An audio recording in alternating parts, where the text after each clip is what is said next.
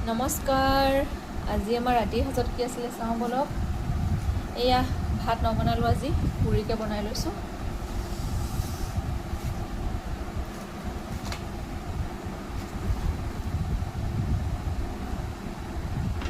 লগতে লৈছোঁ এয়া গৰম গৰম চানা, বিলাহী, আলুৰ তৰকাৰী।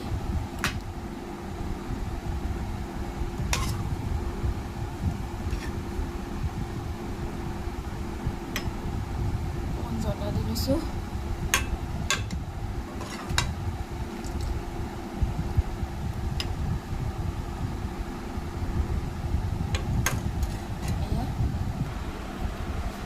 লগতে লৈছোঁ কেঁচা পিঁয়াজ, এটা ডিম বইল কৰি ভাজি লৈছোঁ, লগতে জলকীয়া।